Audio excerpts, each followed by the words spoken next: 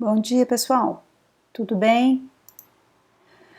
Bom, vamos dar continuidade nas nossas aulas e hoje a gente vai ver algumas coisas bem importantes e que acontecem muito no pronto-socorro, né? Na unidade de urgência e emergência, tá?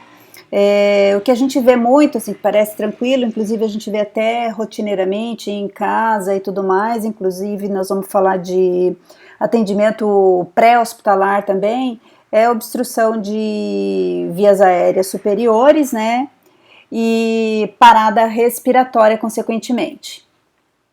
Bom, a vítima, como normalmente acontece, né, a vítima está consciente, daí acontece uma obstrução, pode ser por um corpo estranho, né, ou que seja uma prótese, uma bala, quanto que acontecia na década de 80, obstruções de vias aéreas superiores por bala, aquela conhecida bala soft, né, que inclusive ela tinha exatamente o tamanho da traqueia, né, e o formato.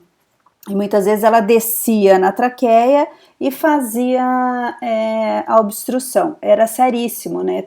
Naquela época teve crianças que morreram. Eles até fizeram a mudança do formato da bala por conta disso. Que louco, né? Deixaram ela mais ovalada para que, se fosse o caso, passar na via aérea superior. Bom, então, pode ser uma moeda também, existem casos de crianças que aspiram, né, até fazem obstrução e por um tempinho e acaba descendo a moeda, precisa fazer uma broncoscopia para retirar, né, alguma peça de brinquedo, Lego é campeão em fazer obstrução e acabar no pulmão, tá? Então, peça de brinquedo pequenininho, alguma pressão mecânica mesmo que aconteça, assim, a gente faça essa pressão, nós vamos ver isso, e hemorragias, né, oral, que causem essa obstrução. A obstrução, o que ela vai causar? Ela vai causar incapacidade do oxigênio de entrar na nossa via aérea e fazer a troca gasosa, né, não chega no pulmão, não tem troca gasosa.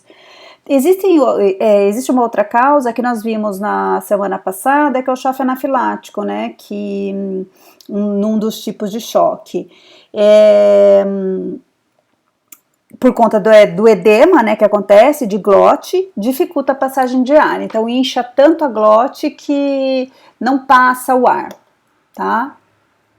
Bom, a obstrução, ela pode ser classificada por algum sinal, né? De obstrução leve, essa acontece com a gente em casa mesmo, e a obstrução grave, ou também total, né? A obstrução leve, ela é parcial, a gente consegue até resolver a gente mesmo quando acontece em nós, e a obstrução grave, como o nome está falando, ela é mais importante, tá?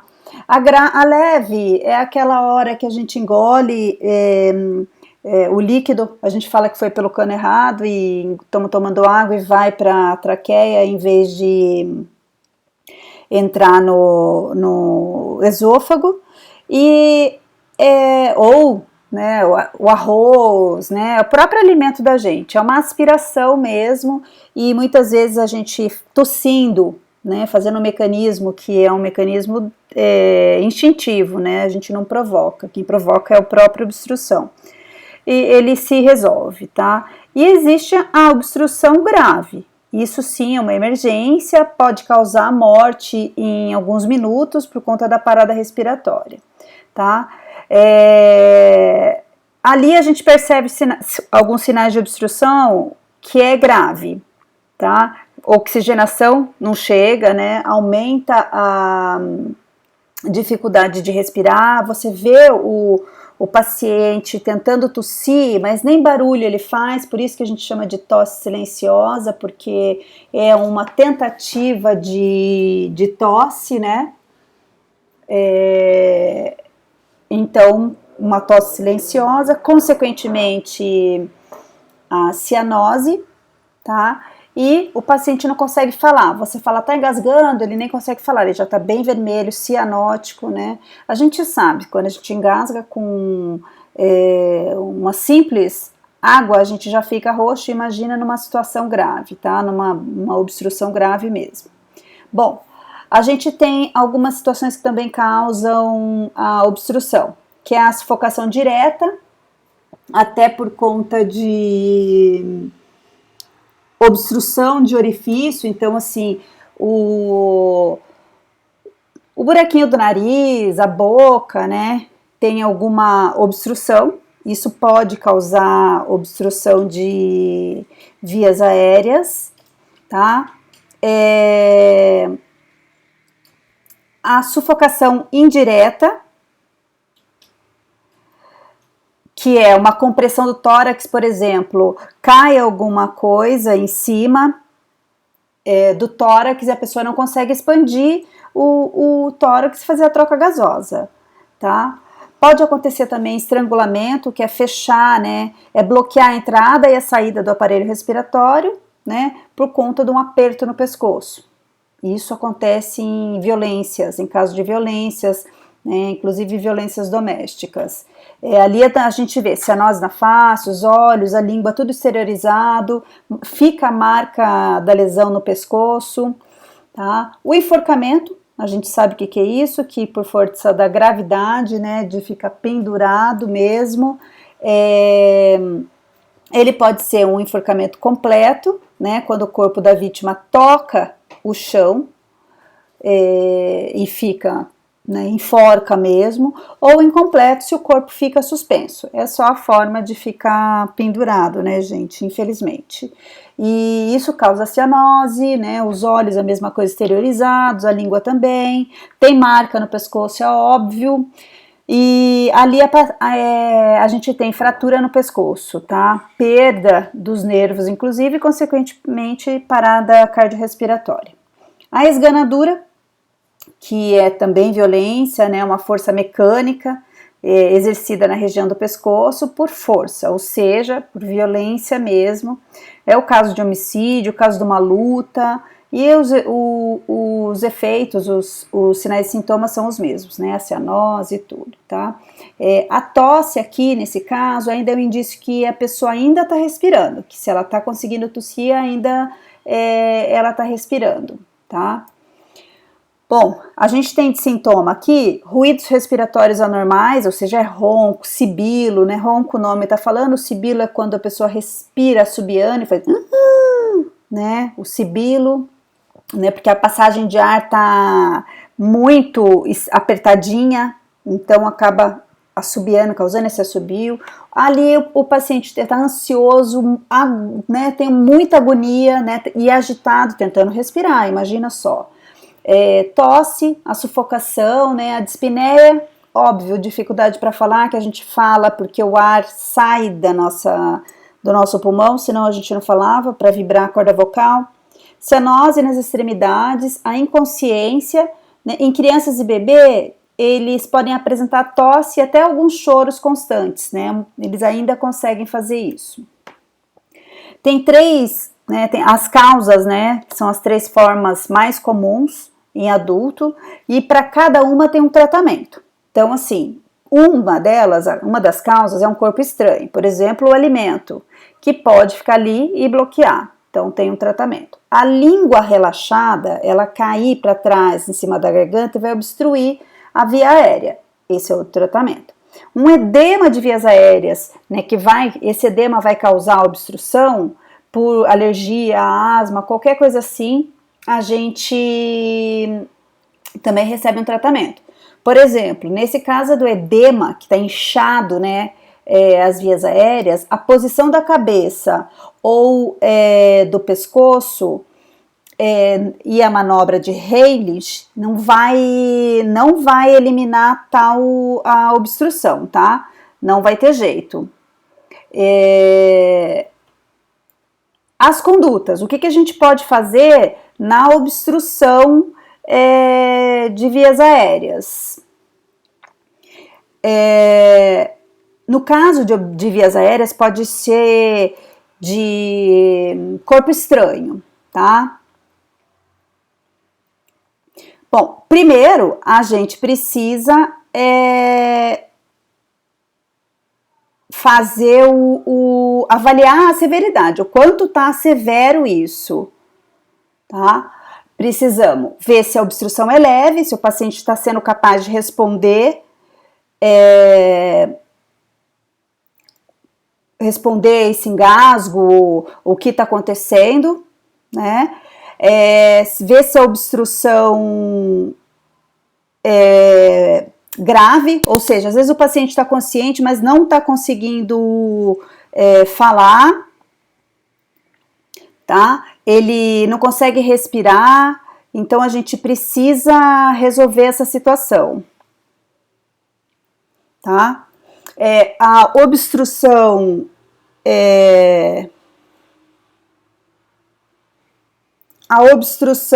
leve em paciente responsivo. Então, o paciente está respondendo.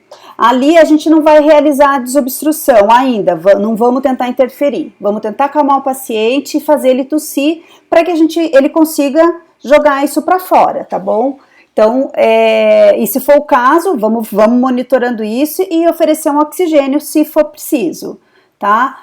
No caso de obstrução grave e o paciente está respondendo, aqui a gente pode fazer uma manobra de Heimlich, tá? Que é posicionar o paciente para trás, a gente sabe, né? Os braços na altura da crista ilíaca, vamos posicionar com a mão fechada e fazer aquela força que a gente faz lá da parede abdominal para o processo tifoide, tá? Para o apêndice tifoide. Então, a gente faz um movimento em forma de J, né? Então a gente faz essa movimentação, nós vamos ver um vídeo depois, e a gente vai repetindo essa manobra até que o paciente desobstrua as vias aéreas e que o paciente passe a ser não responsivo. Por exemplo, ele perde o nível de consciência, tá? Então, a gente precisa, pacientes obesos, gestantes, a gente não pode fazer essa manobra, tá? A gente tem que fazer uma outra manobra que nós vamos ver mais pra frente, tá bom? Não pode ser sobre o abdominal, na região abdominal, óbvio, por conta do bebê, tá? E do obeso também não, porque não vai adiantar, tá? Então aqui tá a manobra pra gente ver, ó, envolve com os braços na caixa torácica, fecha as mãos, mantém o polegar, tá? Então, isso é óbvio, gente, isso aqui precisa ter treinamento para fazer. A gente fala que é um J que se faz daqui para cá, tá? A obstrução grave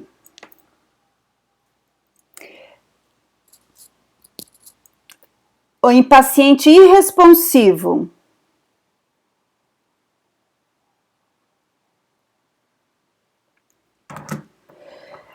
A gente tem que posicionar o paciente em decúbito dorsal, né, na superfície rígida, colocar o paciente deitado, barriga para cima, no chão, por exemplo, né? Diante dessa irresponsividade, ou seja, já que ele não está respondendo, e a ausência da respiração, né, e ainda com pulso, a gente tem que fazer compressão torácica no objetivo de fazer a expulsão do corpo estranho.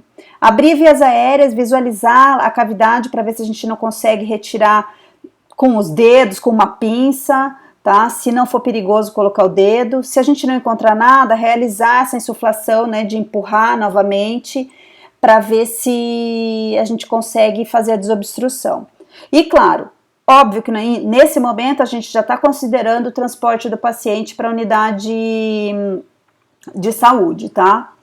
Vítimas conscientes, sejam adultos e crianças maiores de 1 ano. A gente pode fazer em pé e sentado. A mesma coisa, vamos perguntar para o paciente o que está acontecendo, né? Se ele não puder falar, a gente vai fazer a manobra de Heimlich, tá bom? E vamos fazer ela repetido para que consiga desobstruir, tá bom? Então, novamente, da gente fazer, olha, esta primeira mão aqui tá colocando tudo, tá mostrando um passo a passo, a outra vai para cima, então essa tá dobradinha, um punho fechado, essa em cima, e aqui a gente vai empurrar e vai fazer como se fosse um J, tá? Esse movimento de J ali para baixo do apêndice tifoide.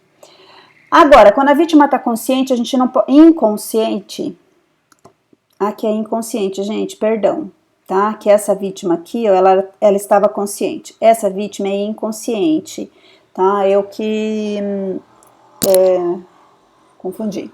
Aqui eu também vou tentar ver se a vítima pode inclusive estar consciente, na verdade, só que ela não está conseguindo parar em pé, tá? Ela não consegue. Então eu posso fazer esse movimento também deitado, converso com ela, pergunto o que aconteceu e vou fazer também no mesmo local, na mesma região que a gente comentou, fazer a movimentação, tá?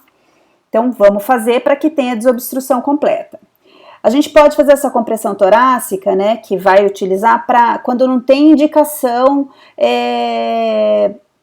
que ela é utilizada quando não tem indicação para o uso da compressão abdominal. Por quê? Em gestante e obeso, a gente não pode fazer compressão abdominal, lembra? Então, a gente vai utilizar a compressão torácica. Vamos fazer do mesmo jeito, só que vamos mais para cima. Tá? A mesma coisa, vamos conversar, envolve os braços, coloca as mãos, né, em punho, ou seja, fechada e aplica pressão no tórax. Vai fazer 5 compressões ali no terço inferior do externo, um pouquinho acima do processo tifoide, tá? Então, logo acima. Então, a gente vai comprimir para que, novamente, o objeto seja expelido, tá? Ou que o paciente fique inconsciente. Se ficar inconsciente, nós vamos iniciar a reanimação cardiopulmonar. Aqui, da forma que está mostrando. Eu não estou aqui na região abdominal, eu estou aqui na torácica. Bom, obstrução de vias aéreas em crianças e lactentes. A gente tem que tomar muito cuidado, porque eles são mais sensíveis mesmo. Se a gente não toma cuidado, quer fazer uma manobra como essa, uma compressão, a gente pode quebrar a costela, externo e causar um estrago muito maior, tá? Inclusive perfuração de órgãos. Bom, a causa mais comum aqui nesse caso das crianças é a queda da língua, às vezes por imaturidade do sistema nervoso central mesmo.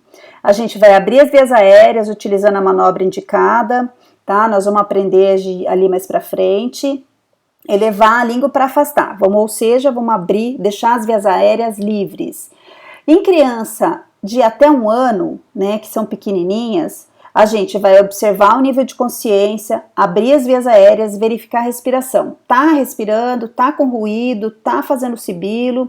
Se o ar não passa, a gente percebe que o tórax não expande, a gente repete essa abertura e vamos fazer a insuflação de novo, fazer as compressões para ver se a gente consegue jogar essa obstrução ou a própria língua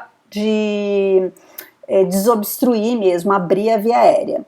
A gente pode virar o bebê de bruço, tá? E efetuar 5 palmadas que fala, e fazer como se fosse uma massagem bem efetiva, com força nas costinhas, entre a escápula do bebê.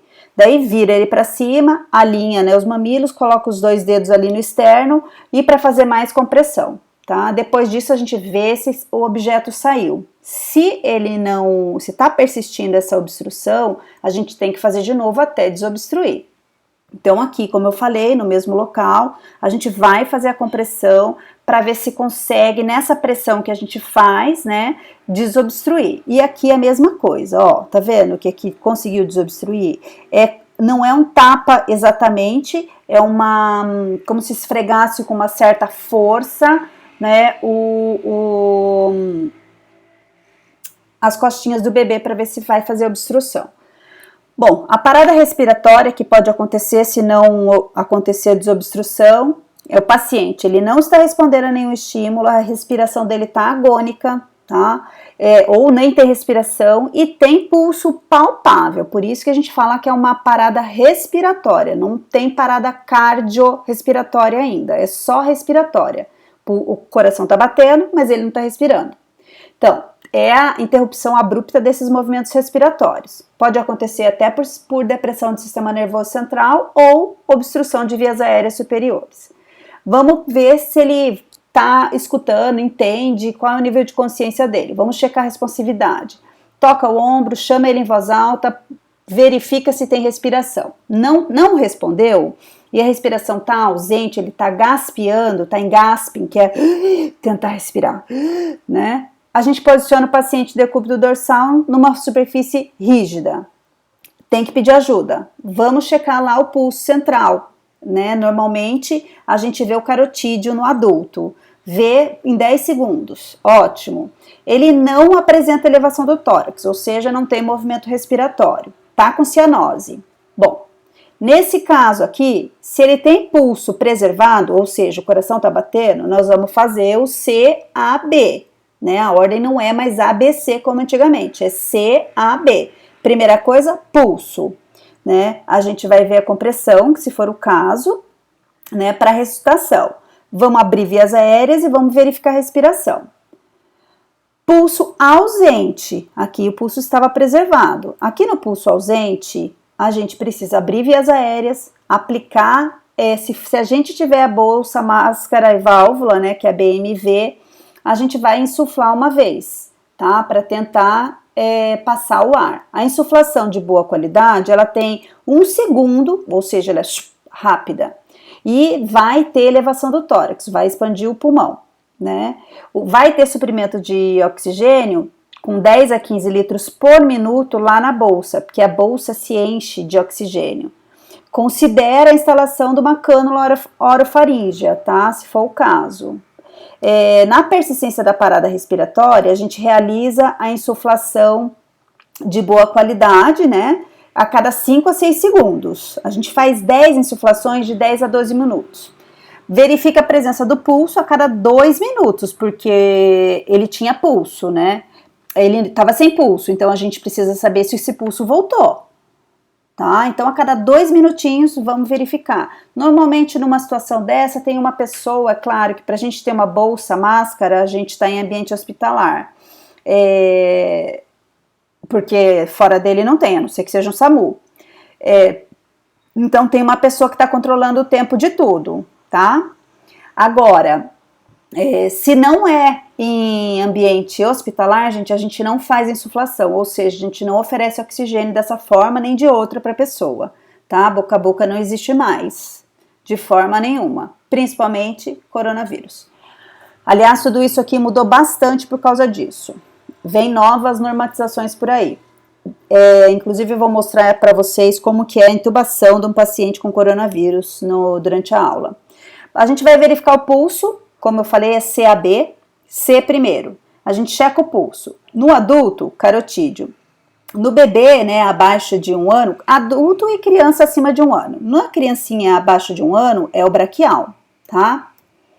A abertura de vias aéreas tem 2 manobras. Uma é essa manobra que eleva e traciona a mandíbula, que é chamada de jaw thrust, tá? Ela vai retificar as vias aéreas, eu vou mostrar, e ainda controla a coluna cervical, porque a gente pode ter caso de suspeita ou até confirmação de trauma raquimedular. Aí, se a gente não fizer esta manobra e fizer a outra qualquer, a gente pode deixar o paciente tetraplégico.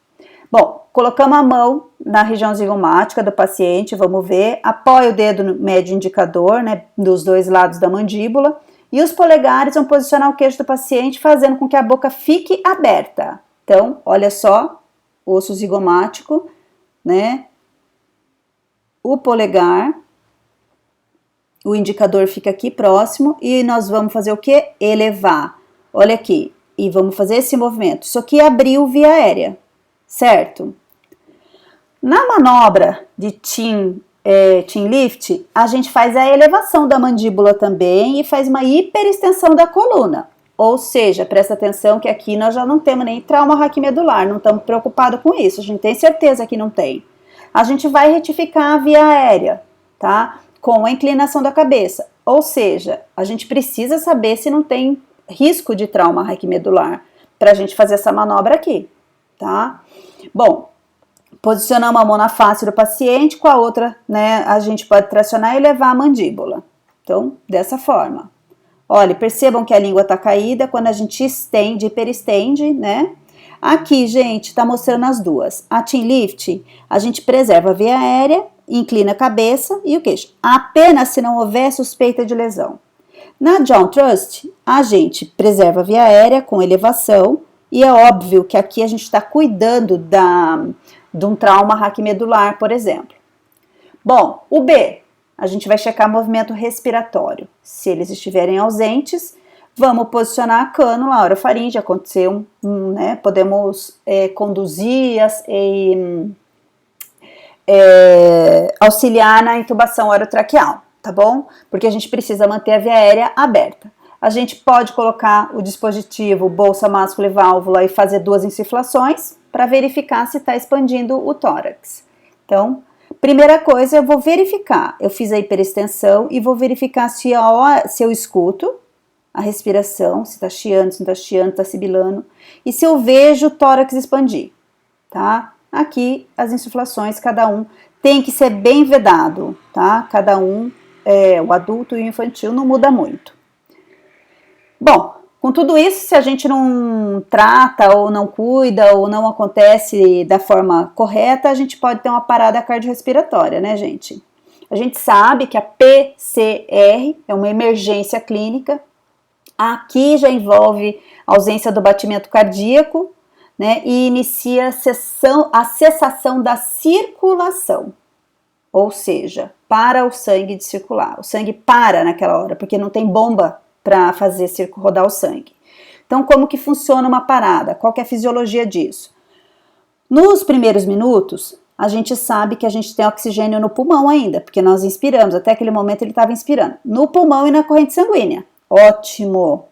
Se a gente não encaminhar a tempo, né, para as células nervosas, elas não vão resistir muito, tá, sem oxigênio. Elas têm lesão irreversível depois de 5 minutos sem oxigênio. Então é super importante a gente identificar rapidinho os sinais da parada e iniciar essas manobras de ressuscitação, tá? Para a gente tentar reduzir o risco de sequela ou minimizar a sequela, se for o caso. Quais são as causas da parada cardiopulmonar? Elas podem ser problemas cardíacos, né, as primárias, problemas cardíacos, inclusive causado por uma arritmia, tipo a fibrilação ventricular ou taquicardia ventricular, ou secundárias, que veio por outra coisa, que não no coração, tá? Foi um problema respiratório, um trauma, um choque elétrico, uma hemorragia. As primárias, o problema é no coração, né? Parada cardiorrespiratória. Então, o coração parou por conta dele mesmo. E nas secundárias, alguma coisa causou essa parada. Uma parada respiratória, um trauma, né? Qualquer coisa parou de respirar. Como não teve intervenção, parou de bater o coração também, tá? Então veio por um outro motivo que não o coração. Existem umas diretrizes recentes, tá? A gente chama AHA. As diretrizes da AHA, que é a American Heart Association, tá? Que ela foi atualizada em 2015. Agora ela está sendo novamente por conta do coronavírus. Para a ressuscitação cardiopulmonar e o atendimento cardiovascular na emergência, tá? Que é chamado de ACE. Bom, lá em 2017 ainda teve uma publicação de uma atualização específica das diretrizes da AHA para o suporte básico, tá? E qualidade de ressuscitação cardiopulmonar. Bom, como que é feito isso? A abordagem inicial do paciente. Existe uma cadeia de sobrevida, que ela ressalta a importância de uma adoção hierarquizada de algumas atitudes que sejam para o tratamento em situações de parada, em que a fibrilação ventricular é o ritmo inicial presente em mais de 40% dos casos. Então, muitos casos de parada cardiorrespiratória é por conta de fibrilação ventricular. Bom, quais são os passos da abordagem inicial e dessa cadeia de sobrevida? Primeiro, reconhecer, né, imediatamente a parada e desencadear o sistema de emergência, ou seja, chamar ajuda, pegar carrinho, arrumar tudo para a gente fazer o atendimento. Aplicar as manobras de ressuscitação cardiopulmonar que a gente sabe, com ênfase nas compressões de alta qualidade. Nós vamos falar bastante disso e vamos falar por que disso. Fazer uma rápida desfibrilação se for o caso e medidas eficazes do suporte avançado de vida em seguida. Nós vamos entender cada um, tá? Bom, quais são as etapas desse atendimento da parada? O suporte básico de vida é a avaliação primária, Basic Life Support, tá? O BLS, que está associado com manobras de reconhecimento da parada e atendimento e o suporte hemodinâmico, ou seja, fazer o sangue circular, hemodinâmico e respiratório. tá? Através da reanimação cardiopulmonar. Ele pode ser realizado por indivíduos leigos e treinados, tá? Então, assim, já tem uma pessoa que fez um curso, sabe fazer o atendimento e ele pode fazer o suporte básico.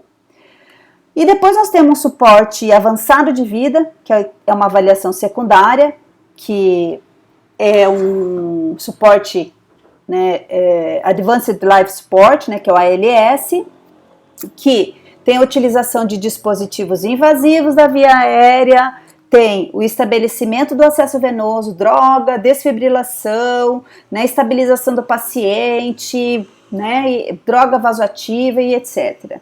Nessa manobra do suporte, aqui no Brasil, quem faz praticamente e direciona tudo isso é o médico. Então, aqui é um ato médico. Em outros países mais avançados, o paramédico ou mesmo o enfermeiro, ele está habilitado a fazer esses procedimentos invasivos nas vítimas, tá? Bom, primeiro, vamos reconhecer como é que a vítima está em parada cardiorrespiratória. Ela está inconsciente, não tem respiração, ou está apresentando uma respiração em gasping, né, que está gaspeando daquela forma que eu falei, e o pulso não está palpável, não tem pulso. A gente reconhece imediatamente e aciona o serviço médico. Para profissionais de saúde, a gente tem que pedir ajuda, claro, é importante.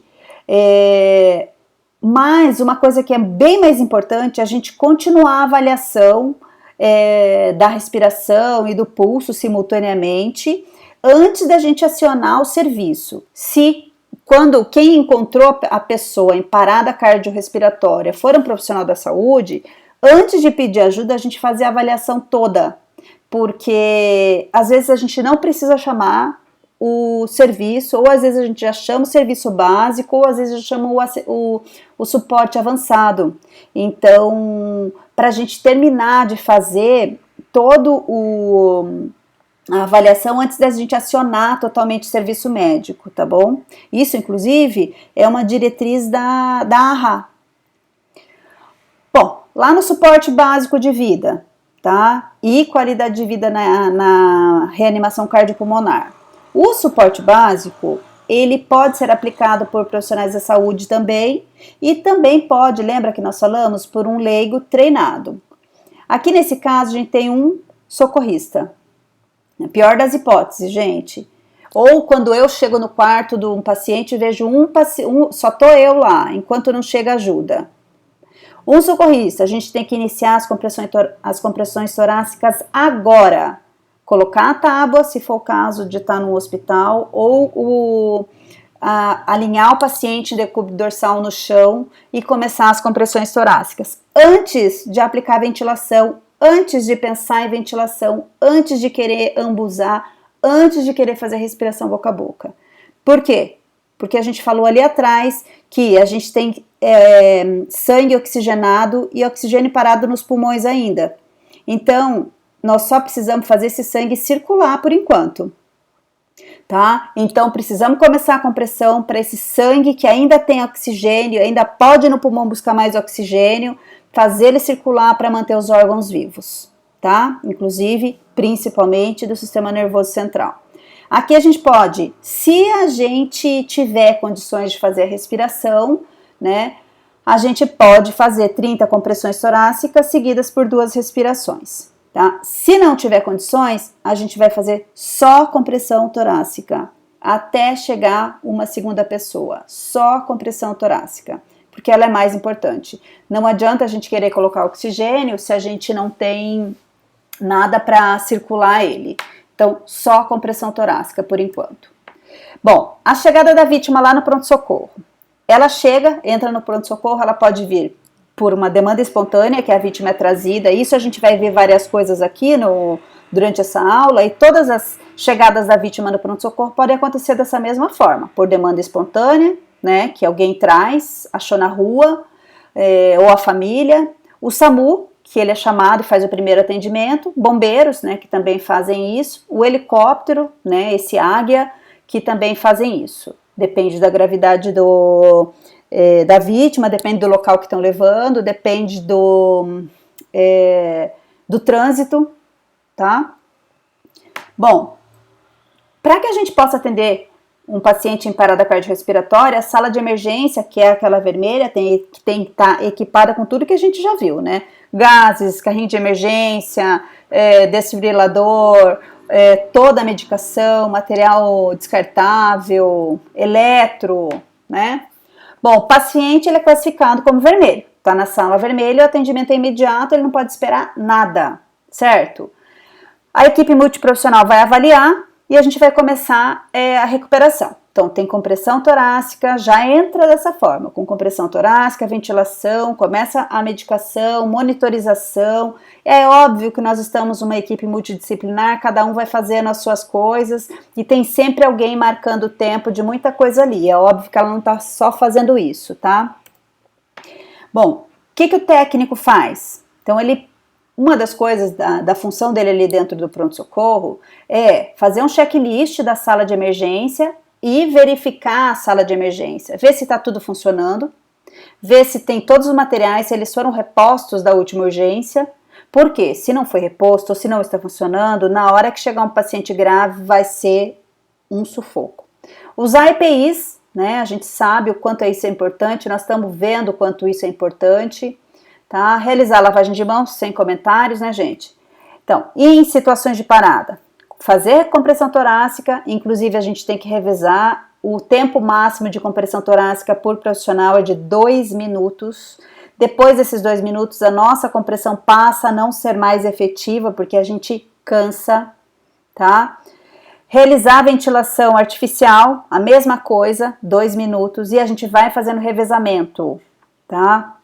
Administrar medicação, ficar atento no monitor, paciente para e a gente não percebe, tá? Preparar material de intubação. Isso, claro, gente, nós estamos em alguns profissionais, tá? Enquanto um faz uma coisa, outro faz outra. Anotar no prontuário o procedimento, tudo em ordem cronológica, auxiliar a equipe, realizar a passagem de plantão com todas essas informações, não pode omitir nada. Compressão torácica, a importância disso que nós vimos. Então a gente verifica, vai fazendo a compressão, mas a gente verifica o pulso de 5 a 10 segundos, olha como é rápido. Em 10 segundos temos que verificar para ver se o batimento voltou. Paciente, ele tem que estar posicionado em uma superfície rígida e plana, para que a compressão seja correta e eficaz.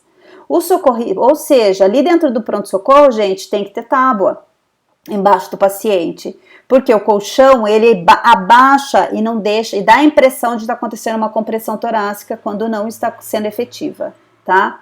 O socorrista, ele tem que manter os braços bem esticados, posicionar a mão sobre a outra e comprimir o tórax. Vamos ver ali na frente já. Hoje as compressões, igual eu falei, elas são enfatizadas, né? Há um tempo atrás, a primeira coisa que a gente pensava era abrir as vias aéreas e começar com a ventilação artificial, né? E depois a gente falava da compressão torácica. Só que essa sequência mudou. Lembra que a gente falou que mudou a sequência, que é o C primeiro? Então, da gente começar com a compressão primeiro, porque a gente começava o A, B, C. E agora a gente faz o C, B, A, porque viu-se a importância disso, tá? Então, apenas as compressões torácicas quando não tem material de barreira para a gente fazer, tipo uma respiração boca a boca. Eu não tenho um ambu. Não tenho um ambu? Vamos só na compressão torácica. A reanimação cardiopulmonar, ela só com a compressão, ela é recomendada para socorristas não treinados. Porque daí os treinados já começam a fazer os outros um atendimento avançado. Então, eu não sou treinado, eu não tenho equipamento necessário ali, eu vou só fazer a compressão até chegar a ajuda. Os profissionais treinados, mesmo que seja no suporte básico, faz a compressão torácica junto com ventilação, porque afinal de contas eles têm o material. Realiza a compressão torácica à frequência de 100 a 120 por minuto.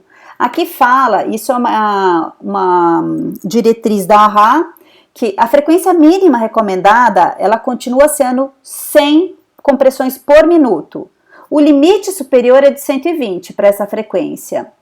Ele foi adicionado, esse 120, por quê, né? Porque, segundo uma série de registros, né, tudo é estudo, à medida que a frequência das compressões aumenta e ultrapassa 120, a profundidade da compressão diminui, ou seja, né, e assim, diminui muito. Então, e isso acaba com a eficácia da compressão torácica, tá bom? Então, aqui a gente está posicionado adequadamente, a gente desce, né? Ó, são 5 centímetros, nós também vamos ver isso, e a localização é apêndice tifoide, 2 dedos acima, aqui a outra mão em cima, como tá aqui, espalmadas. A profundidade disso que a gente falou, a gente vai aplicar essa profundidade de pelo menos 5 centímetros para o adulto, evitando exceder muito, no máximo 6 centímetros, de 5 a 6 centímetros, não mais.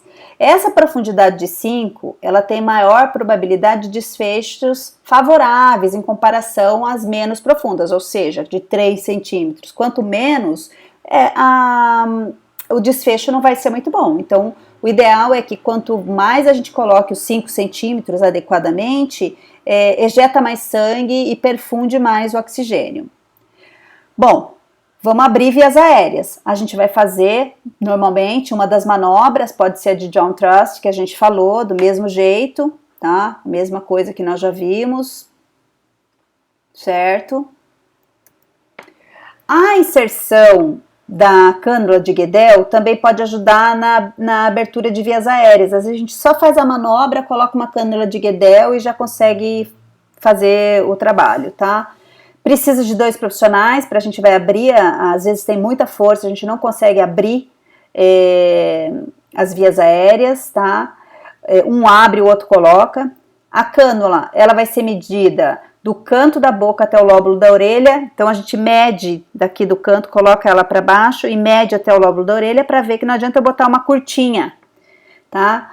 No adulto, inserir com a cavidade voltada para o palato ou seja, com a cavidade voltada para o palato, lá no céu da boca, e realiza a rotação quando ela está lá na boca. Então, a gente realiza a rotação para ela ficar voltada para baixo, para vir aqui para baixo, tá?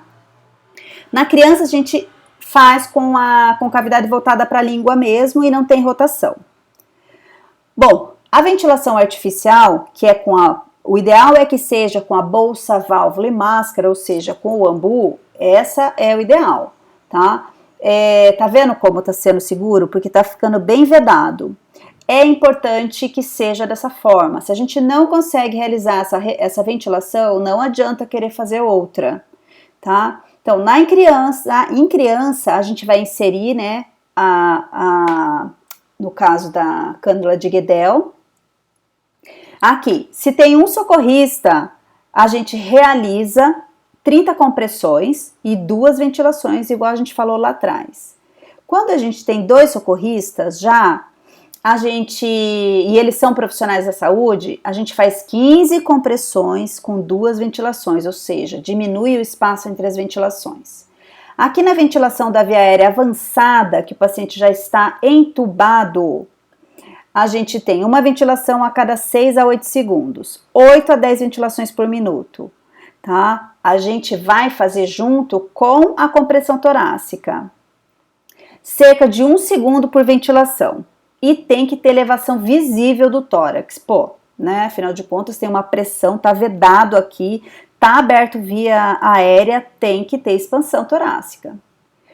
Bom, o paciente também pode precisar de desfibrilação, que é um procedimento realizado para tratamento da fibrilação ventricular, né, que a gente falou. A fibrilação ventricular, gente, é quando o coração começa, a gente já viu, mas vamos relembrar, é quando o ataque cardioventricular também, é óbvio que pelo nome está falando que acontece no ventrículo, no caso da fibrilação, é disparar uma tremedeirinha, o ventrículo ele passa a vibrar e não a bombear. Quando ele faz isso, o sangue para ali. O átrio joga sangue para o ventrículo e o ventrículo vibrando com muita força e muita rapidez, não consegue jogar o sangue para frente, né? Isso impede que tenha circulação, tá? E vai causar uma parada cardiorrespiratória mesmo. Por isso que a gente precisa desfibrilar, porque a gente vai fazer um choque e vai reiniciar o batimento cardíaco. Já vamos falar disso já, tá? Bom, então nós vamos fazer, né, quando existe a fibrilação, liga o aparelho, conecta os eletrodos, tem locais para colocar, né, a gente para a compressão, espera o aparelho ler. Ele mesmo, como ele é aquele aparelho automático de fibrilação automática, de desfibrilação automática, ele realiza tudo sozinho. Ele vai te falando o que você tem que fazer, coloca carga, faz isso, aquilo, né, e realiza o choque, afaste-se, ele fala, inclusive, tá? Então, se necessário, ele vai dar o choque, porque ele vai perceber como que tá o batimento do coração, e quando é o momento ideal para fazer esse choque. Então, a gente faz 5 ciclos de ressuscitação cardiopulmonar e checa o pulso.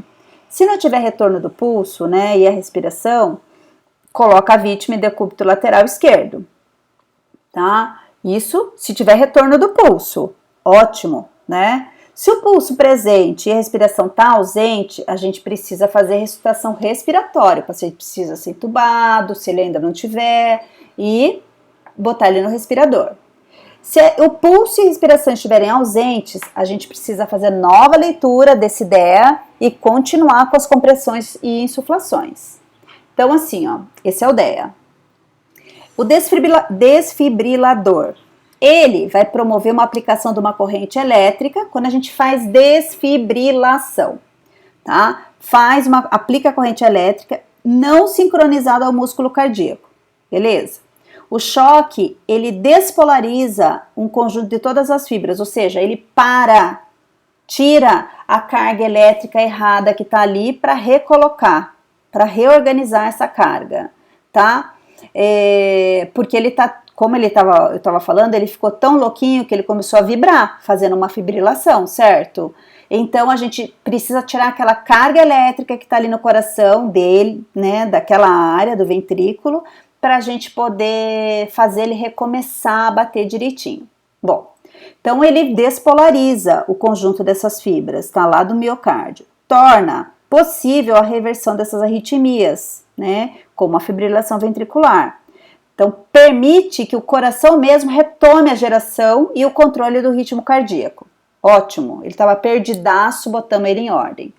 A cardioversão, a gente aplica o choque, tem sincronia com o coração, e assim o paciente vai estar monitorado no cardioversor, e esse deve estar com o botão de sincronismo ativado, porque daí ele sabe quando vai ser feita a descarga, tá? E a descarga elétrica, ela é liberada na onda R, lá no período refratário. Ele sabe que quando é o período refratário, quando é a onda R do coração, por isso que está tudo ligado e o sincronismo ativado, e é só nessa hora que vai ter a cardioversão, que vai disparar o choque, tá? Então essa é a diferença dos dois. Então é colocado as pás, tá? E tá vendo? Porque a carga passa por aqui. Aqui o DEA. Bom, a gente sabe que o ritmo mais frequente presente, né, nos primeiros minutos da parada é a fibrilação e a taquicardia. É isso que, na grande maioria, é o que acontece. Esses ritmos, eles estão presentes no início da maioria dos casos da parada, que estão fora do hospital, e eles apresentam um bom índice de resposta. A gente desfibrilou, melhora. Mas pode evoluir muito rápido para a sistolia, ou seja, para parar de bater o coração. E isso fica progressivamente refratário ao choque e ter um problema mais grave, tá? Bom, então assim, quanto antes a gente desfibrilar, melhor o resultado de sobrevida para esses pacientes que fazem a fibrilação ventricular. Então aqui, idealmente, aqui o DEA, né, que é esse desfibrilador externo automático, ele tem que estar facilmente ali para a gente usar, tá? Em qualquer tipo de ambiente de alto risco, evento, né, cardiovascular, no hospital, aeroporto, hoje em dia tem que ter no campo de futebol e shopping, um monte de lugar. Esse DEA, esse aparelho eletrônico, portátil, a gente leva ele para tudo que é lugar, ele vai desencadear esse choque, igual eu falei, né, com corrente contínua sobre o tórax da vítima, igual a gente viu. Larga essa corrente daqui, puff, né, tem o choque. Esse choque vai determinar uma assistolia elétrica, ou seja, para a carga elétrica. É uma assistolia elétrica em todo o miocárdio, para a carga elétrica que está fazendo ele vibrar, que nem louco. E vai permitir que o sistema de condução do coração, a carga elétrica do coração, possa reassumir de forma reorganizada, ou seja, tutum, tutum, tutum, né? Que ele volte a bater o coração da forma correta, tá? Então, e tome o ritmo cardíaco organizado. Bom, durante a parada cardiorrespiratória, a gente utiliza algumas drogas. As duas mais importantes estão aqui, que é a epinefrina e a amiodarona, tá? A epinefrina, a adrenalina, a mais utilizada. Ela é utilizada muitas vezes, muitas vezes, muitas vezes. Tem alguns intervalos e muitas vezes, tá? Ela é utilizada em todas as situações. Ela vai aumentar a resistência do vaso. No adulto é feito 1 miligrama, ou seja, uma ampola. Uma ampola tem 1 miligrama, tá? É 1 ml. Então, a gente administra 1 miligrama, 1 ml e uma ampola cada vez que a gente for fazer uma administração de adrenalina. Cada vez que o médico falar adrenalina, a gente administra 1 miligrama, que é equivalente a 1 ml, que é equivalente a uma ampola. Em criança, gente, é diferente. Essa 1 miligrama, 1 ml, uma ampola, a gente completa com 9 ml de soro fisiológico ou água destilada, ou seja, fica 10 ml. E daqueles 10 ml, de acordo com o peso da criança, a gente faz a administração da medicação. Bom, aqui a gente administra, né, só pode administrar de 5, depois de administrar o 1 miligrama, endovenoso. Pode ser administrado tanto intraósseo quanto no tubo, tá? Se a gente não consegue pegar o acesso venoso, na hora da parada, a gente pode fazer adrenalina no tubo. Existem algumas particularidades para isso, tá? Então, a gente vai administrar endovenoso e deve administrar 5 a 10 ml de soro depois da administração da adrenalina, para ele não ficar parado ali na via, no acesso venoso e não entrar para o coração. Tá? Então a gente injeta como se a gente empurrasse ela para frente no acesso, tá? Na veia. Então a gente joga de 5 a 10 ml de soro fisiológico para empurrar ele para frente. O intervalo é de 3 a 5 minutos. Normalmente quem está lá marcando o tempo fala assim: doutor, já deu 3 minutos da adrenalina. Ele vai verificar a necessidade de refazer ou esperar mais 2 minutos, tá? E depois adrenalina de novo. Pode ser feito muitas e muitas e muitas vezes. A amiodarona é um antiarrítmico, tá? Corrige a arritmia que possa acontecer numa parada cardiorrespiratória. A dose de 300 miligramas da amiodarona que a gente faz em bolos endovenoso. O intervalo também é de 3 a 5 minutos. E se a gente repetir, a gente só pode fazer mais uma dose, e essa dose é de metade, de 150 miligramas, tá? Então, quando a gente vê a reversão da arritmia, né, em qualquer momento durante essa parada, uma dose de algum antiarrítmico tem que ser utilizado nas 12 a 24 horas depois para evitar uma recidiva dessa arritmia. Não vai ser a amiodarona, gente, tá? Existem outros antiarrítmicos. Vasopressina substitui a adrenalina, mas se a gente tem adrenalina, é quase, por isso que eu falei que as duas drogas mais importantes estavam aqui, porque aqui só substitui, tá? E não é mais utilizado. Então, a vasopressina, o objetivo é substituir a adrenalina, também a mesma coisa, 40 unidades, e a gente substitui também da primeira ou na segunda dose, só, tá? Mas quem tem adrenalina tem tudo, não precisa mais do que isso. A lidocaína é um antiarrítmico, pode substituir a amiodarona, não adianta querer fazer as duas doses de amiodarona ali atrás e querer fazer o resto de lidocaína, que a gente acha que tem a ver com xilocaína, né? Aqui a lidocaína é um antiarrítmico, ela pode substituir a amiodarona, mas ela também tem as duas administrações e ponto. O bicarbonato estava na lista de medicação de parada cardiorrespiratória. Atualmente a gente sabe que a eficácia dele na parada é muito baixa, porque ele aumenta a osmolaridade do plasma sanguíneo e faz com que ocorra edema cerebral. Ou seja, usa o bicarbonato, pode até tirar o paciente da parada, mas enfia ele num problema neurológico grave. Tá? Então, ele é utilizado apenas quando a gente tem uma hipercalemia, se a gente tem acidose metabólica, né? Ou uma parada depois dos 20 minutos, que daí vamos tentar de tudo, né? Bom, a instalação da via aérea avançada é a intubação. Aqui a gente precisa, óbvio, laringoscópio, com lâmina, prestar atenção se está acendendo, o tubo. Esse negócio da luva estéreo, gente, há controvérsias, porque existem estudos que provam e que falam que a gente não precisa usar a luva estéreo. A gente pode usar uma luva de procedimento, né? Na verdade, quem usa é o médico, usa a luva de procedimento e faz a intubação. Ah, mas o tubo é estéreo. É sim, porque você não vai colocar uma coisa utilizada na boca do paciente que vai parar lá no pulmão, que é estéreo. Só que a gente não pode esquecer também que a boca não é estéreo. E ele vai passar por onde? Pela boca. Então, há controvérsias, né? É só para não piorar mais e levar mais bicho. Mas se você lava as mãos, coloca uma luva de procedimento adequada, não tem problema nenhum. Bom, precisa da seringa para encher o cuff, gaze, né, a BMV, o fio guia no caso do adulto. A gente vai posicionar o paciente para intubação, observar se está funcionando os gases e aspirador, instalar, né, montar o aspirador, montar o ventilador, na verdade, com todos os gases. O médico vai programar o ventilador e vai deixar com um pulmãozinho teste que parece uma bexiguinha insuflando ali com o que ele quer.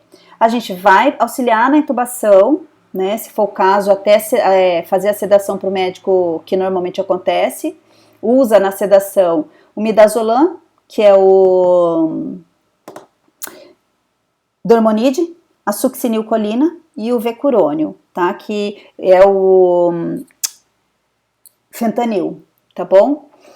Então o médico vai escolher o catéter adequado para aquele paciente, com o fio guia já ali dentro, a gente passa pro médico, a gente tem que estar com o aspirador já montado, tem que estar o esteto ali para ele já auscultar, e quando termina tudo isso, precisamos chamar o raio-x.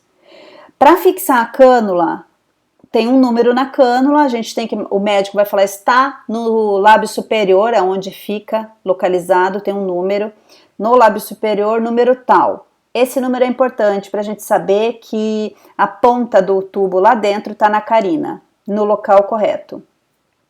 Existe a via aérea também supraglótica, né, que é da mesma maneira que a intubação normal, ela vai ficar supraglótica, tá? E vai ventilar também o paciente. E daí não faz, é um pouco acima da epiglote, tá? E claro, o paciente não precisa de tanta pressão e tudo mais. Quase não é utilizada, mas pode ser. Os cuidados depois da intubação, a gente tem que verificar se as ventilações devem ser aplicadas, né? Qual é a frequência dela. O médico já deixa isso tudo acertado. Se tiver acesso venoso que não está disponível, a droga pode ser colocada pela cânula, como a gente falou. Mas a endovenosa e a intraóssea são as preferíveis. Quando a gente vai administrar uma droga pela cânula, tá? Para que ela tenha o mesmo efeito da endovenosa, porque ela vai demorar um pouco mais, no caso da adrenalina, a gente tem que administrar de 2 a 2,5 vezes a dose da endovenosa. Então, uma ampola de adrenalina aqui vira 2, tá bom? Para fazer o mesmo efeito que eu queria lá na endovenosa. Bom, depois disso, que o paciente teve uma parada cardiorrespiratória, eu tenho que transferir esse paciente para o setor adequado, ou que normalmente é para uma UTI. Claro, pode ser para o centro cirúrgico também, que a gente não sabe a causa da parada. Bom, pronto-socorro, ele recebe esse paciente grave, estabiliza e transfere, ponto. Ele não pode permanecer mais que 12 horas ali. É claro, gente, isso acontece, não tem vaga, né? Senão, a gente vai ocasionar, inclusive, a dificuldade do fluxo do paciente ali dentro do pronto-socorro. Então, chega paciente grave, não tem onde pôr, aquela coisa, tá? Existem muitos Hospitais que inclusive fecham os pronto-socorros por causa disso. O médico da unidade entra em contato com o médico da unidade de terapia intensiva, solicita vaga. O enfermeiro, idem. Quando tiver vaga, o paciente vai ser transportado para lá com ventilador, soro, tudo, sonda, o que foi feito ali, a gente vai levar e para UTI. O enfermeiro passa para o enfermeiro da UTI o caso, o técnico passa para o técnico da UTI o caso. A gente informa o que aconteceu com o paciente, qual é o diagnóstico, quais foram as condutas tomadas, medicações administradas, dispositivos que a gente colocou, e isso tudo tem que estar anotado no prontuário do paciente. Transferência de paciente é a mesma coisa, claro que cada caso é um caso, nas outras patologias que a gente vai ver para frente, assim como eu tinha falado da onde chega a demanda do paciente. Cuidados depois da reanimação, gente. Depois disso, é super importante, né? Tem que ter uma estratégia sistemática depois da parada. A gente precisa otimizar, né, a função cardíaca, restabelecer a cardíaca e respiratória, tá? E reperfundir todos os órgãos. Transferir, né, esse paciente ou para uma UTI ou para um hospital adequado, que tenha estrutura, identificar e tratar essas causas do paciente. Então, reabordagem do ABC, né, deve ser realizada periodicamente. O que a gente falou do ABC, que é o CAB, então a gente precisa checar se a cânula está adequada, se está ventilando adequadamente, se o tórax está expandindo, oximetria, tudo isso. Então, verificar o correto funcionamento do acesso, tudo, mesmo ele estando ali, a gente precisa verificar tudo isso. A gente também precisa ver a questão de hipotermia, gente, né? Tem uma coisa que é uma medida que é fortemente recomendada no período depois da parada, que é uma hipotermia induzida. Deixar a temperatura central de 32 a 34 graus de 12 a 24 horas para os pacientes que apresentam lesão neurológica grave. Tá? Quando ela é iniciada até 6 horas depois da reversão, essa hipotermia determina um melhor prognóstico neurológico, tá? E diminui a mortalidade.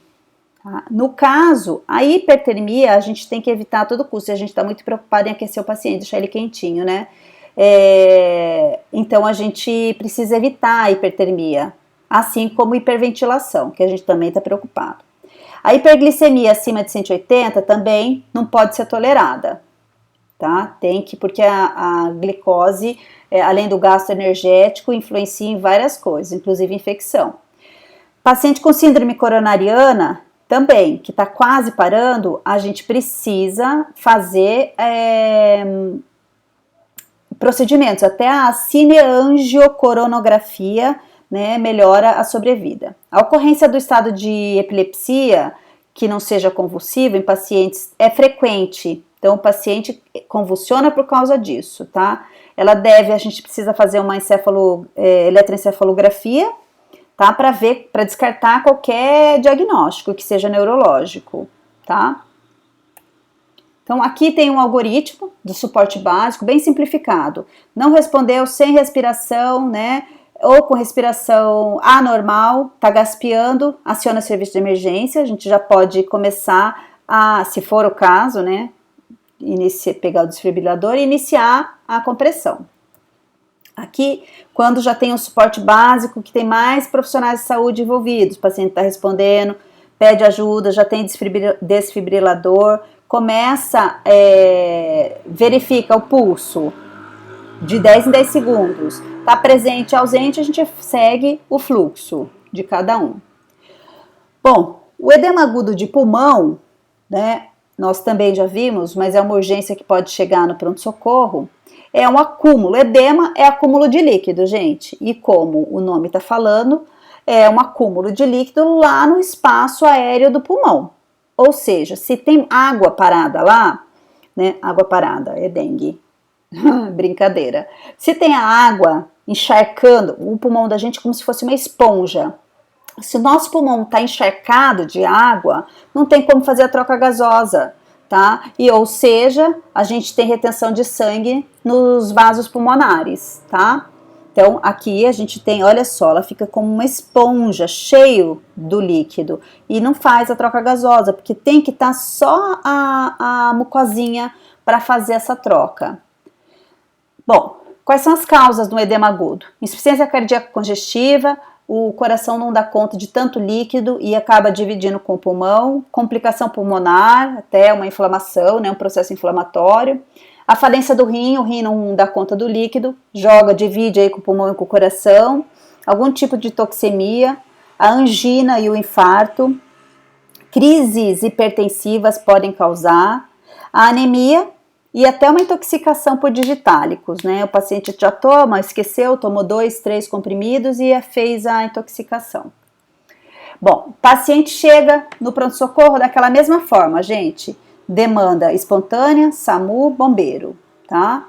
Beleza, quando ele chega, aqui ele chega e vai ser avaliado pela equipe. Aqui não necessita trazer um paciente com edema agudo de pulmão com helicóptero. Isso é avaliado, ninguém vai trazer, vai gastar o helicóptero, né? Porque tem um monte de custo envolvendo ali. E aquele paciente que está parado lá do outro lado da cidade, precisa do helicóptero, tá? Então ele chega, vai ser avaliado e vai ter a classificação de risco. Normalmente ele é classificado como laranja, precisa ter um atendimento rápido de no máximo 10 minutos. Esse paciente está com uma dispneia intensa, cianose, sudorese. Devido à diminuição da oxigenação cerebral, ele pode estar ansioso, agitado, né, por causa da hipóxia. Em caso de início súbito dessa dispneia, a sensação de asfixia, então ele está muito ansioso mesmo, tem sudorese nas mãos, a mão está fria. O leito ungueal, ou seja, ali perto da unha, está cianótico. O pulso fica fraco e ao mesmo tempo fica rápido, que é o taquisfigmo, né? Ele está bem rápido, mas ele está fraquinho. A veia do pescoço fica bem distendida, você enxerga, porque ele está se esforçando, né? A tosse, tem tosse contínua, claro, tem líquido lá dentro, e tem escarro produtivo, porque, e fala de inclusive o espumoso e rosa, porque tem ar com líquido, é a mesma coisa que a gente está fazendo bolinha de sabão, tá? E claro que nesse momento tem um pouco de sangue, por isso que fica rosa, porque fere a mucosa pulmonar. Taquipneia, saturação cai, taquicardia e uma inquietação e essa ansiedade que a gente já falou.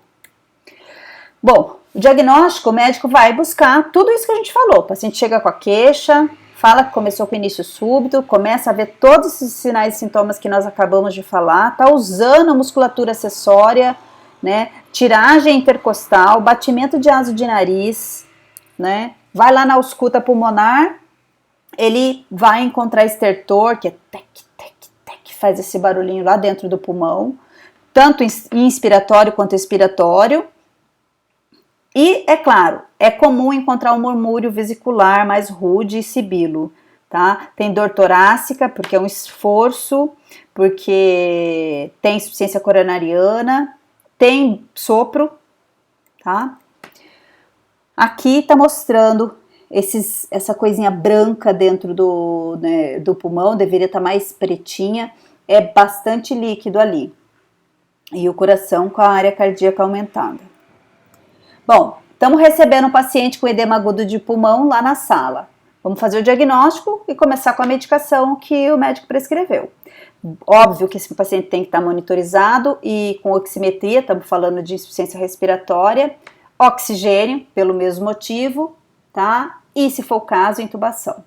O técnico, tá? Vai usar sempre, óbvio, que EPI, que a gente falou, realizar a lavagem de mãos. Se não tiver história de trauma raquimedular, que não é o caso, vamos deixar o paciente quase que sentado. Sinais vitais, sempre. Administrar oxigênio, né, seja com máscara de Venturi, catéter nasal, temos que observar a saturação e vamos administrando o oxigênio conforme a prescrição. Acesso venoso calibroso, monitorização cardíaca com oximetria de novo, né, a gente falou. Quando for solicitado algum exame, a gente precisa levar o paciente, de preferência de maca, tem que ser em 2 profissionais, né, para fazer isso, e mantendo sempre, preservando a integridade desse paciente, cobrindo, não levando ele só com a roupa exposto, né, gente? Quando o paciente estiver, enquanto o paciente estiver instável, ele não pode ser transportado para nenhum lugar, nem para o diagnóstico de imagem, gente.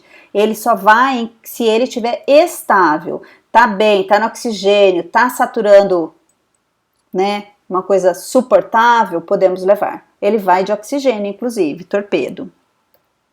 O técnico vai posicionar o paciente para a realização do exame, colhe exames laboratoriais, né, auxilia o enfermeiro para a passagem de uma sonda vesical de demora, que é um procedimento privativo do enfermeiro, precisa fazer balanço hídrico, porque nós estamos falando de edema, de acúmulo de líquido, medicação, prepara material para intubação, anota no prontuário esses procedimentos e vamos auxiliar a equipe, tá, multiprofissional. Bom, o tratamento, tá? Primeiro, vamos por partes. Edema agudo de pulmão. Claro, precisa ter um oxigênio, seja por máscara, intubação, ventilação, o que for. Tá? Administrar diurético, porque nós precisamos diminuir o edema. Tratamento da doença que causou o problema. Ah, era um infarto? Temos que cuidar dele. Ah, insuficiência cardíaca congestiva? Temos que cuidar dela. Ah, é um problema é uma insuficiência renal? Temos que cuidar dele. Não adianta a gente tratar o edema agudo e não tratar a doença de base. Vai voltar o edema agudo. Posiciona o paciente sentado, membros inferiores pendentes, né? É uma forma de diminuir o retorno venoso e encharcar menos o pulmão. Monitorização contínua, cardíaca e oximetria. Pressão arterial tem que ser aferição rigorosa, porque afinal de contas entramos até com Lasix e acesso venoso calibroso. Lasix, morfina, nitrato, oxigênio e Fowler. São os básicos do edema agudo de pulmão. Olha só esse pulmãozinho aqui encharcado, esse outro tá ajudando ele, que bonitinho. Bom, medicação. Usa diurético de alça, o furosemida, ou seja, o Lasix, que é um diurético potente, ele começa a agir super rápido e dura pouco tempo, tá? O dinitrato de isosorbida, tá? Ele pode ser usado desde que a pressão arterial sistólica não seja menor que 90, tá? Porque se ela for menor, a gente não pode, porque ele causa uma venodilatação, ele vai diminuir mais ainda a sistólica. Quando ele faz essa venodilatação, ele diminui o retorno venoso, ou seja, faz com que chegue menos líquido lá no pulmão, né? Consequentemente, diminui a pressão capilar pulmonar, então chega menos líquido, tá? Só que ele tem o efeito colateral, né, que é justamente hipotensão. Se já está baixo, então por isso que a gente precisa controlar. Tem a nitroglicerina, não explode. Também faz venodilatação rápida e super acentuada, tá? Tem os mesmos efeitos daqui. E a morfina faz venodilatação, diminui a descarga adrenérgica, então ele desacelera, o paciente desacelera, diminui a chegada de sangue no coração, no pulmão e líquido no pulmão. Mas a gente precisa observar nível de consciência para não chumbar o paciente. Frequência respiratória e cardíaca também, pressão arterial, náusea e vômito que morfina causa, tá? Náusea, vômito vai aumentar a frequência cardíaca, vai aumentar chegada de sangue no coração e no pulmão, vai encharcar o pulmão de novo. A instalação das vias aéreas avançada e transferindo o paciente é a mesma coisa, gente. Vamos entubar o paciente da forma que a gente viu, vamos transferir o paciente, depois ele está estabilizado, para uma unidade que o médico já entrou em contato, a enfermeira entrou em contato, passar plantão, tá? Asma. Bom, a asma é uma doença inflamatória, a gente sabe, nós vamos reparar aqui, lá da via aérea, e é uma doença crônica, gente. Isso é uma hiperresponsividade das vias aéreas inferiores, ou seja, aqui no pulmão. É uma resposta muito rápida das vias aéreas a várias coisas. Inclusive, tem gente que a asma é causada por pó, né? Exposição a cigarro, pó. Então, ela responde muito rápido a essas coisas. É uma doença super comum, 10% da população, né, em todas as idades são acometidas com asma. A obstrução, né, ela causa uma obstrução dos bronquíolos, por conta do broncoespasmo, que é estreitamento do brônquio, e está associado a um edema. Então, além de ter o broncoespasmo, que é fechar o brônquio, ainda está inchado, tá? E daí ainda tem presença excessiva de muco, aí que fecha mesmo, né, gente? Então aqui a nossa via aérea tá normal, nossa mucosa tá bonitinha, né? Olha que só. Agora aqui já é asma, já é inchado, tá vendo? E quando ele tem uma crise, mais ainda, olha o que diminui o fluxo, gente. Não tem fluxo, tá? Bom, sintoma: tosse, dispneia e o sibilo. Quando respira, subia. Então ele tem uma sensação de aperto no peito, uma dificuldade de respirar, tá? Isso vai manifestar em crises que tem a duração variável, depende muito do que acontecer. Pode ser de minutos, pode ficar dias de crise, tá? Horas e dias. Bom, o que agrava? Infecção, mudança do tempo, exercício, tudo agrava, hein, gente? O ar frio, fator emocional. Às vezes a criança, a família, a pessoa se estressa, tem crise, fumaça de cigarro, refluxo, né, poluição, qualquer alimento, a obesidade, algum remédio, pelo disso, pelo daquilo, tudo agrava, tá, gente? Bom, o diagnóstico é feito pela coleta de dados. A mãe ou a família ou a pessoa começa a falar o que sente, o que sentiu. Então tem essa coleta de dados, o histórico, né? Ah, já são várias vezes, os antecedentes e tudo. Daí o médico faz uma radiografia de tórax, um hemograma e uma gasometria para fechar o diagnóstico. Bom, o tratamento medicamentoso, ele tem a função de restaurar essa função pulmonar rapidinho, ou seja, de deixar entrar ar, né, para evitar qualquer tipo de complicação. Beleza. E, claro, afastar o que tá desencadeando a crise. Se é o cigarro, afastar, se é o estresse, acalmar, né, nem que seja sedando, dando um ansiolítico. Bom, começa com o corticosteroide. Ele tem ação anti-inflamatória lá na mucosa para diminuir aquele sintoma, diminuir o edema, a inflamação, o processo inflamatório. Tá? Aqui a gente pode usar a bleocometazona, a budesonida, tá? Que são as mais utilizadas. O beta-2 agonista de curta duração, eles vão relaxar o músculo liso lá das vias aéreas, ou seja, vai relaxar tudo, vai ajudar, ou quando relaxa, não faz vasoconstrição, né, broncoconstrição, perdão, e entra, ou seja, relaxa e faz uma dilata esse brônquio e passa mais o ar, tá? O salbutamol tá aqui, tá? Que é um dos mais utilizados.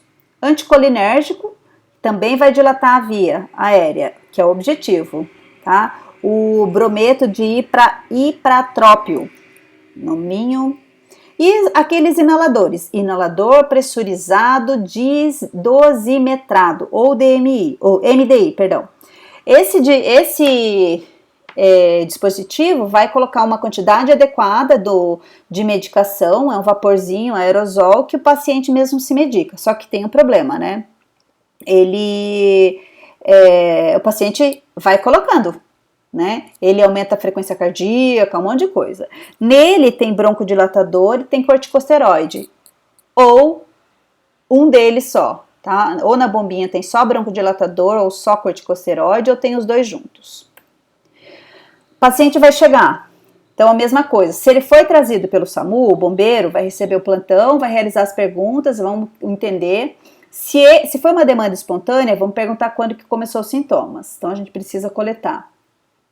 Claro, EPI, lavagem de mãos, né? Se não houver história do trauma raquimedular, deixa o paciente mais sentado. Sinais vitais, oxigênio, acesso venoso, monitorização e oximetria e, se for solicitado raio-x de tórax e o paciente tiver condições de ir, estiver estável, a gente leva o paciente. Se o paciente estiver instável, ele não pode ir para lá, tá? Então, a gente vai posicionar o paciente para a realização do exame, se ele conseguir realizar, exame laboratorial, medicação que está prescrita, intubação, se for o caso, anotar no prontuário, auxiliar a equipe e passagem de plantão. Certo? Bom, crise hipertensiva, parece simples, mas não é. Aqui, se a gente não cuida, até AVC pode causar, tá? E é muito, muito, muito, muito comum. Então, é um aumento rápido e bem significativo da pressão arterial, que vem acompanhada de alguns sintomas, tá? Não necessariamente é um paciente que seja portador de hipertensão arterial, tá? Pode ser outra pessoa também. Então, é frequente no atendimento do pronto-socorro a gente se deparar com um paciente em crise, tá? Então, olha lá, não são apenas pacientes crônicos que têm a crise hipertensiva, pessoas sem a crise, sem a cronicidade também. Situações de estresse, briga, assalto, fortes emoções, né? Exercício físico que não foi acompanhado ou não foi liberado para fazer, tá? Porque daí a gente tem um aporte maior de sangue e não consegue suprir o organismo, tá? Bom, alguns tipos de crise. A gente tem a crise hipertensiva, que é uma elevação rápida e sintomática da pressão, tá? Acima de 120 milímetros de mercúrio. Aqui tem risco de determinação rápida dos órgãos alvos, né? Então a gente pode ter risco de morte imediato, tem que tomar muito cuidado. Por exemplo, tem um AVC e o paciente até morre por conta disso, sem você nem perceber. A urgência hipertensiva tem um risco remoto de deteriorar os órgãos alvos, tá? Pode haver uma redução da pressão mais lenta em 24 horas. A pseudocrise hipertensiva tem uma elevação da pressão, que é por dor. Nossa, tá cheio de paciente que está com dor, ansiedade e a pressão sobe. A hipertensão é essencial quando o nível da pressão diastólica está maior que 90, tá? A diastólica é a mínima, tá, gente? Lembra? E não está associada a nenhuma patologia de base. Ela pode ser benigna, tá? E assintomática durante anos. Só para a gente lembrar, sistólica e diastólica é a máxima e a mínima. Então, por exemplo, 12/8. A sistólica é a 12 e a diastólica é a 8. A gente fala que a mínima é a mais importante de subir. Por quê? Se a gente for falar da sístole é a hora que o coração ejeta, fecha os vasos e faz força, se contrai. Sístole. Ele faz isso, ele faz bastante força para jogar o sangue lá para frente, certo?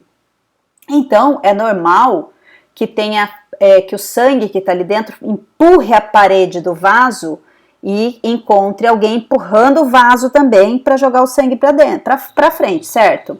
Por isso que ela é mais alta.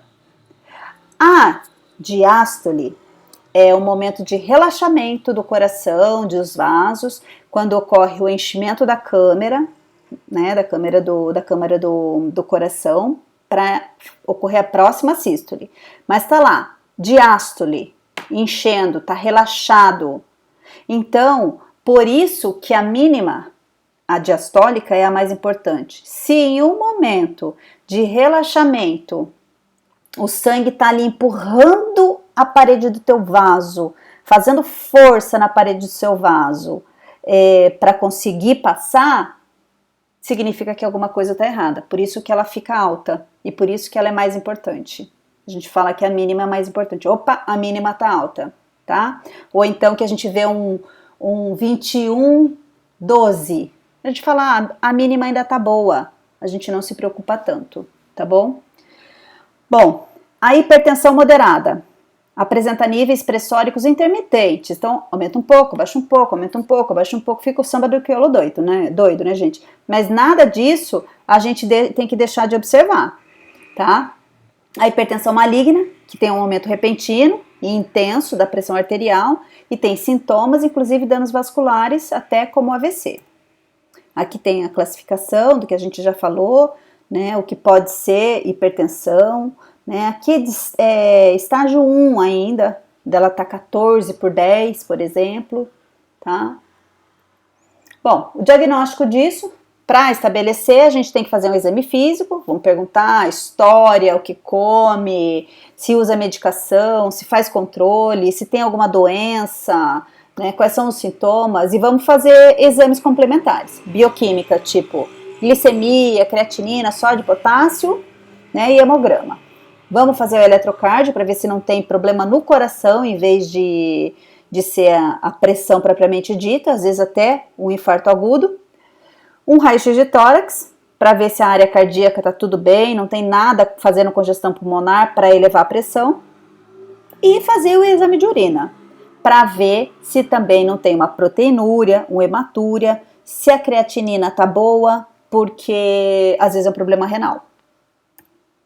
Bom, emergência hipertensiva. Isso daqui, o paciente precisa de atendimento imediato assim que ele entra no pronto-socorro, tá? Ele é vermelho, tá? A emergência, ela é grave, porque ela vai acometer os órgãos nobres, coração, rim, cérebro, é super, e assim, tem que ser revertido, senão leva à morte. Dispneia, dor no peito, ansiedade, déficit neurológico, alteração da visão e sinais de insuficiência renal. Aqui o diagnóstico da emergência, ele é clínico praticamente. Então, vai ser pelos sinais e sintomas que ele descreveu. Claro, vamos verificar a pressão, vai estar lá na lua, tratar aquilo. Não dá para ficar esperando fazer exame, senão ele vai morrer, ou os órgãos vão morrer. Para tratar, tratamento antihipertensivo tem que diminuir rápido essa pressão arterial, lembrando que na emergência hipertensiva a pressão tem que diminuir em minutos, o paciente está em risco de morte, tá? E o quadro hipertensivo, ele tem que ser revertido rapidinho. Aqui a gente vai usar fármaco exclusivamente endovenoso, né, durante a crise. Reduziu a pressão, ficou controlada, né? Caso a redução seja muito rápida, a gente precisa ficar no risco, observando o risco de hipotensão e até de isquemia cerebral. Utilizado mais o nipride, que é o nitroprussiato de sódio, que é o mais utilizado dentro da urgência. Ele faz o controle da pressão, tá? E a gente não pode ultrapassar 24 horas de infusão dele.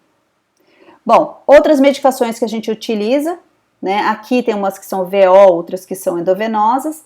Captopril reduz a pressão. Em 15 a 30 minutos depois que ele toma, não tem diferença entre tomar o sublingual e o oral, tá? Pode ter angedema e insuficiência renal. O nipride, né, que a gente falou, vasodilatador, tá? A ação dele é endovenoso. A ação dele começa em 1 minuto e dura, assim, 3 a 5 minutos. Tem que tomar cuidado. A hidralazina, labetalol e a clonitina, perdão. Cada um tem um início de ação e uma duração. Alguns são endovenosos e outros VO. Dentro da crise mesmo, o paciente vai utilizar exclusivamente medicação endovenosa até que se estabilize a pressão. Bom, a urgência hipertensiva, aqui tem um aumento repentino também. Tem sinais e sintomas, mas é diferente da emergência.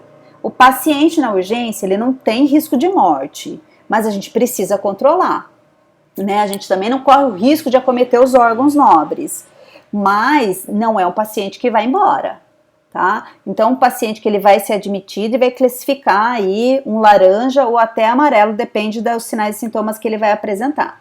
Cefaleia, vertigem, uma agitação psicomotora, pode ter até epistaxe. Bom, aqui tá a diferença dos dois, a emergência da urgência, né? Aqui, ó, tem até uma encefalopatia hipertensiva, dissecção da aorta, rompimento da aorta pela pressão, tá tão alta, gente, causa edema agudo, já pensou? Hemorragia intracraniana, ou seja, temos que acabar com isso agora, né? Por isso tanta gravidade. As medicações usadas, também utiliza o diurético de alça, porque quanto menor volume dentro do vaso, menos pressão vai acontecer, então vai diminuir a pressão. Tem beta-bloqueador também, que é um outro antihipertensivo, ele vai diminuir o débito cardíaco, ou seja, diminui a quantidade de sangue que chega no coração e que vai para frente, no vaso e tudo mais, tá? Os inibidores da enzima conversora angiotensina, esse aqui, ele vai inibir essa enzima, né,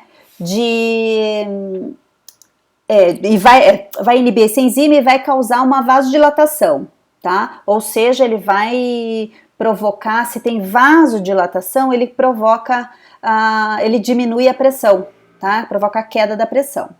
Bom, tem os antagonistas de canais de cálcio também.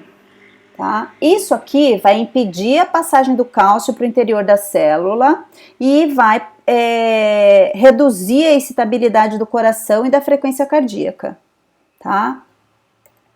Então, melhor ainda, se ele reduz a excitabilidade do coração e frequência cardíaca, reduz a pressão, porque o coração precisa sossegar também. Os cuidados de enfermagem, tá? Para isso o paciente tem que estar em repouso, não pode se estressar. Tipo infarto, gente, é grave.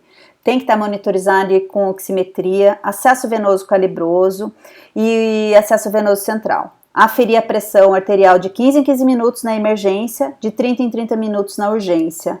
Balanço hídrico, afinal de contas, entramos até com um diurético. Controle rigoroso de infusão de volume, porque não pode ser muito. E administrar a medicação conforme a prescrição médica, certo? Gente, a gente se vê já na sala de interação. Vamos ver alguns vídeos com relação a isso, tá bom? Até já, gente!